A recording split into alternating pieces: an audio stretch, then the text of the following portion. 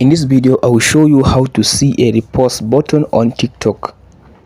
In this video, I will show you how to find a repost button on your TikTok app.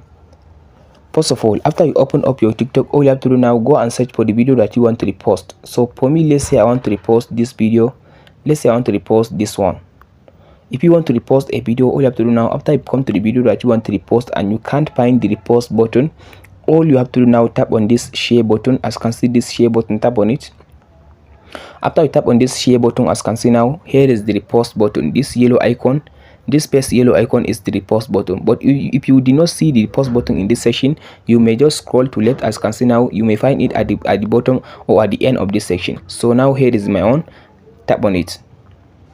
So as you can see now, I reposted this video. As you can see now, if you want to see the video that you reposted, all you have to do now, open up your profile like this. After you open up your profile, as you can see now, tap on this. As you can see now, this middle section, this arrow.